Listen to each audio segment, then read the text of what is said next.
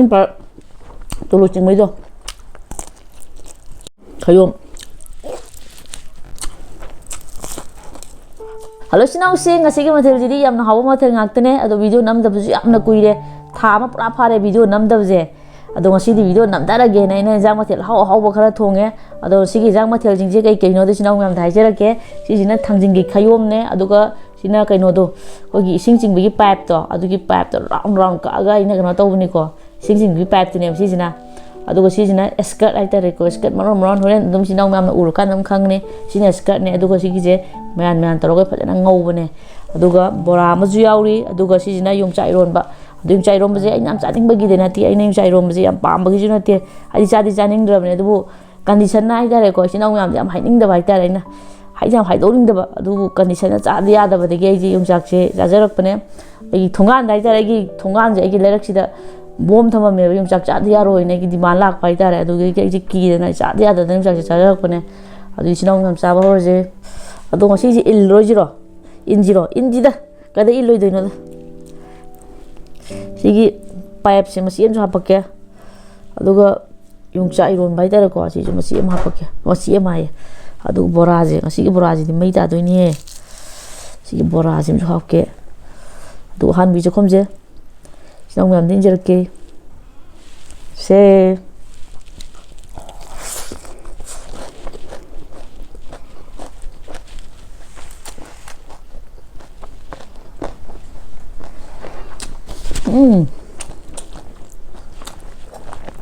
Hawel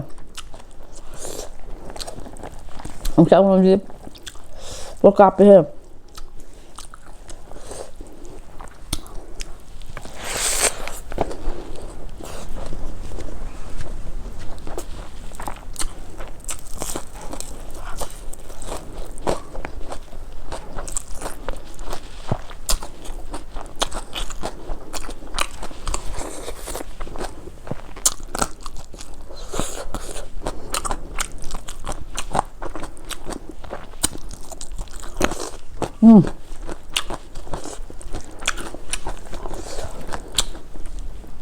Yongchak ki mau khang na ra sa ngai ta di ko aku an kho sa yongchak sia dui ta yongchak ki mau khang ni ba adu mi yam chamina ga di aku khok na lai no ga no di ma ku khok lai ta ga di yongchak yam sa phang roi mi pulak ta ku khok ta bi lai ta mari ma mani mau chang ga da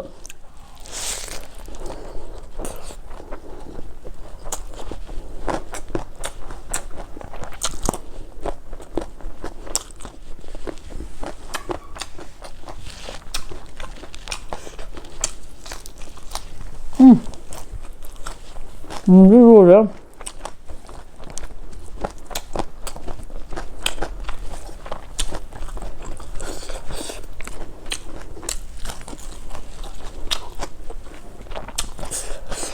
나 어디 신발 또로 찍매죠.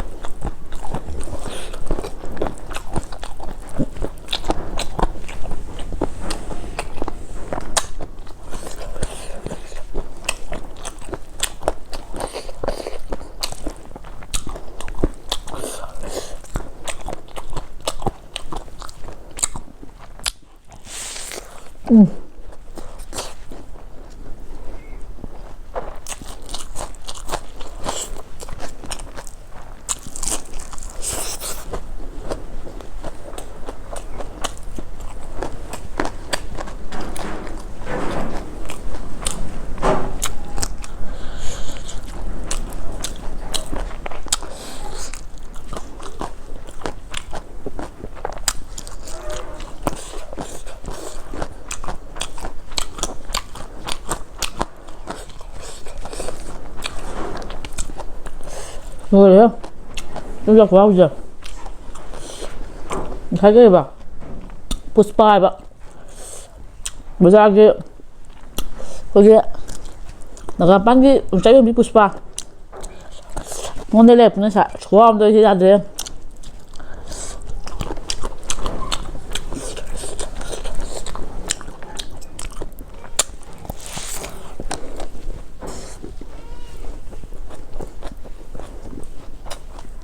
이 밥네. 음. 음. 음.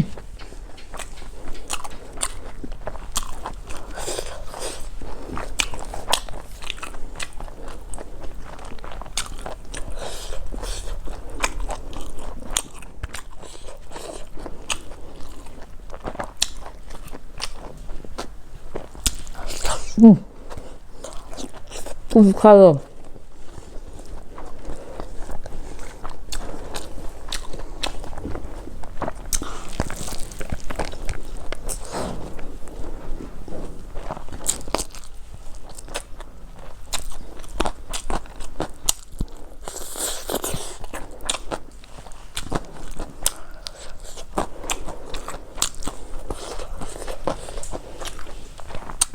이거 뭐야 이거.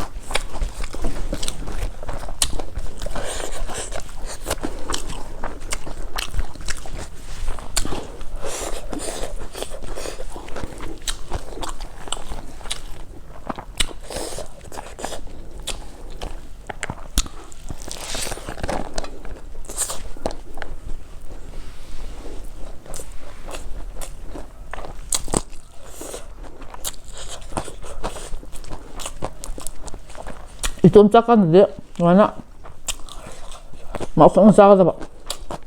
우와 냠 작았나 말로 가자 맛있는 거 뭐 머리 맞아 너무 작아서 봐. 오.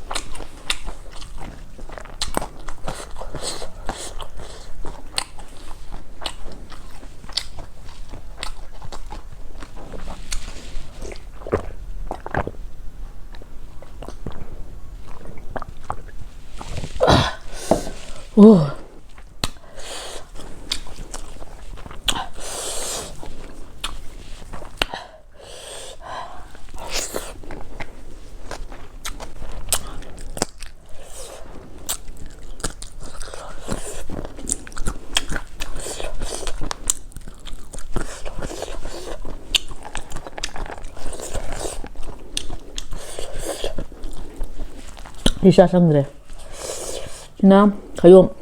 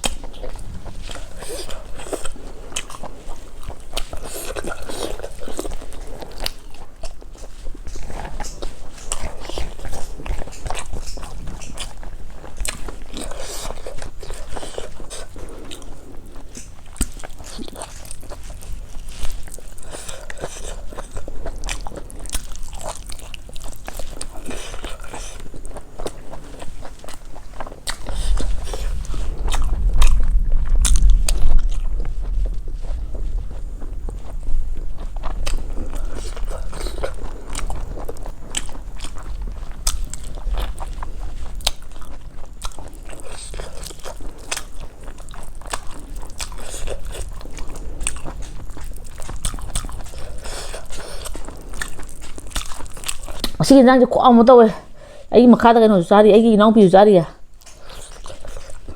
ꯑꯩꯉꯣꯟꯗꯗꯤ ꯃꯥꯅ ꯍꯦꯟꯅ ꯃꯈꯣꯟ ꯍꯧꯋꯦ ꯍꯥꯏꯕ ꯆꯥꯏꯁꯦ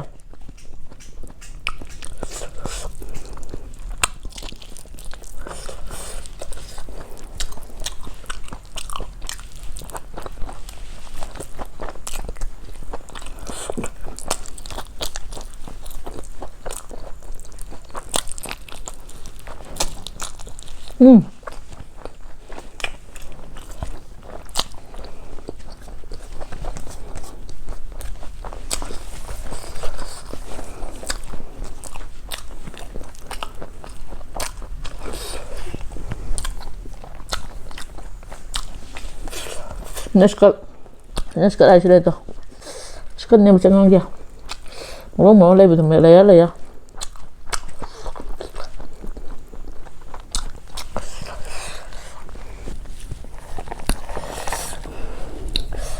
Iya.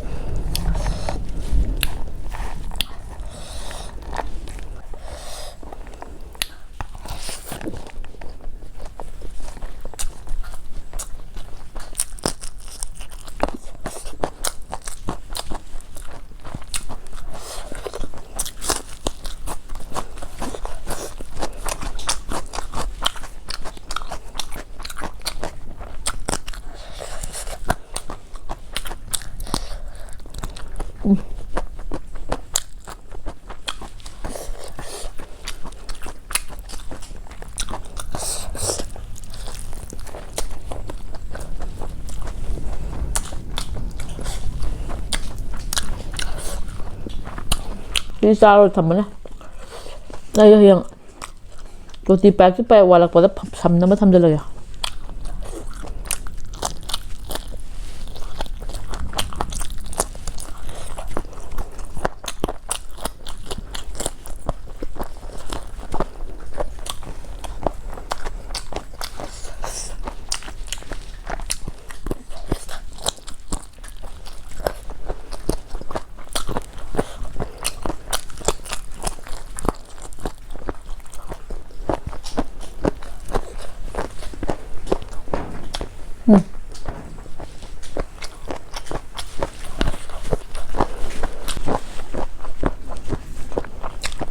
Nung lakad rin.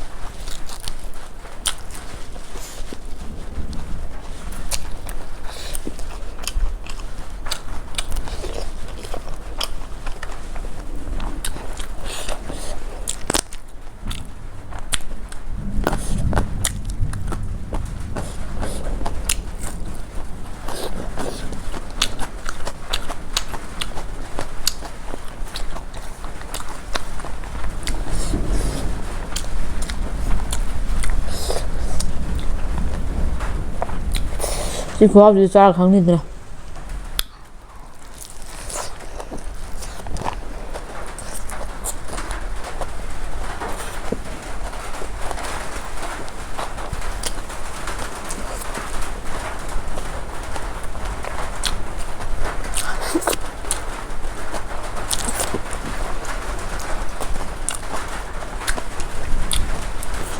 Ay kubi lagi na.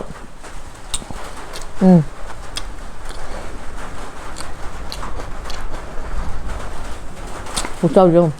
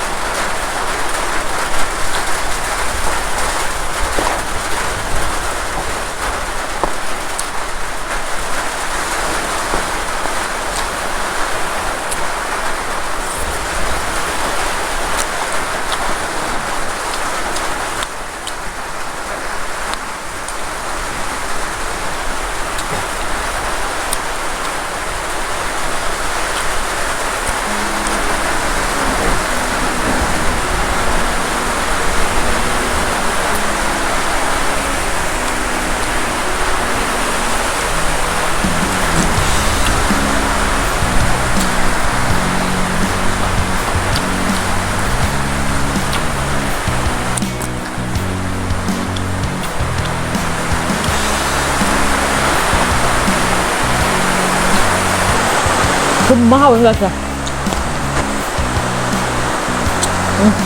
ꯉꯁꯤꯒꯤ ꯃꯊꯦꯜꯁꯤꯗꯤ ꯌꯥꯝ ꯐꯖꯅ ꯍꯥꯎꯋꯦ ꯈꯨꯍꯥꯎ ꯑꯃ ꯌꯣꯡꯆꯥꯛ ꯃꯔꯨꯒꯗꯣ ꯑꯩꯈꯣꯏꯒꯤ ꯊꯨꯝꯃꯒ ꯌꯥꯝ ꯊꯤꯅ ꯍꯥꯎꯋꯦ ꯑꯩꯈꯣꯏꯒꯤ ꯀꯩ ꯍꯥꯏꯗꯣꯏꯅꯣ ꯌꯥꯝ ꯊꯤꯅ ꯍꯥꯎꯋꯦ ꯑꯗꯨꯒ ꯁꯤꯒꯤꯁꯦ ꯏꯁꯀꯁꯤꯟꯗꯤ ꯂꯦꯝꯃꯦ ꯑꯗꯣ ꯂꯦꯝꯖꯔꯖꯅꯣ ꯍꯌꯦꯡ ꯑꯩ ꯀꯩꯅꯣ ꯐꯨꯔꯤꯠꯂ ꯈꯪꯒꯥꯎꯂꯣ ꯀꯩꯅꯣ ꯑꯩꯈꯣꯏ ꯃꯥꯒꯤ ꯏꯁꯀꯠꯂ ꯑꯩꯒꯤ ꯏꯁꯀꯠꯂ ꯑꯃ ꯇꯨꯔꯒ ꯑꯩ ꯁꯦꯠꯂꯒꯦ ꯁꯤꯃꯗꯤ ꯑꯩ ꯆꯥꯔꯔꯣꯏ ꯑꯗꯣ ꯆꯦꯅꯦꯜꯁꯦ ꯅꯨꯡꯉꯥꯏꯕꯤꯔꯗꯤ ꯂꯥꯏꯛ ꯁꯕꯁꯀ꯭ꯔꯥꯏꯕ ꯇꯧꯁꯟꯕꯤꯔꯝꯃꯣ ꯃꯊꯪꯁꯤꯗ ꯑꯃꯨꯛ ꯊꯦꯡꯅꯔꯁꯤ